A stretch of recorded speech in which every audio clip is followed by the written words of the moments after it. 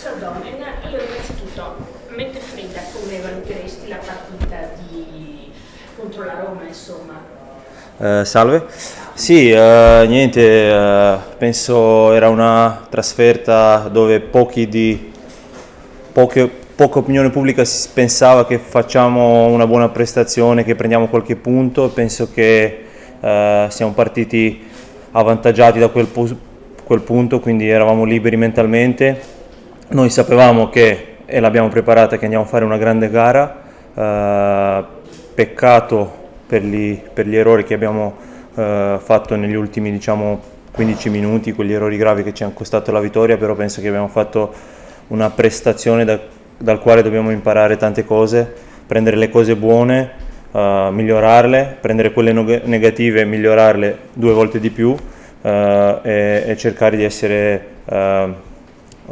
di non lasciarsi andare sotto nessun punto di vista, sia che giochiamo contro la Roma, sia se giochiamo contro il Cagliari. Quindi noi abbiamo una mentalità, vogliamo fare un certo tipo di gioco, e penso che sia o che andiamo fuori casa o che siamo a casa o che una squadra grande o una squadra piccola, dobbiamo mantenere le nostre idee del gioco, le idee che il mister vuole, e dopo piano piano arriveranno anche più risultati, diciamo.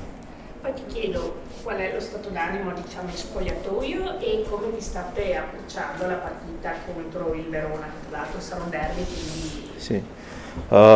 Niente, il stato d'animo è che tutti i ragazzi stanno veramente lavorando duro. Penso che anche il mister ha problema a scegliere, diciamo, gli 11 titolari, visto che lo stiamo mettendo a grande difficoltà. Penso che anche a lui questa cosa gli piace, gli va bene. Niente, sappiamo tutti che, o se non lo sanno lo impareranno, che contro il Verona è un derby. I tifosi ci tengono, noi ci teniamo. Sicuramente non sarà una partita facile, anche loro vengono da un paio di partite sotto le loro aspettative, penso, quindi penso sarà una partita dura, come un derby sia, e noi dobbiamo fare il nostro gioco. Comunque, ultima domanda per me, le potenzialità di questo Venezia ci sono, ecco, bisogna esprimerle, questo mi stai dicendo? Sicuramente sia il direttore sia che il mister hanno fatto una bella squadra.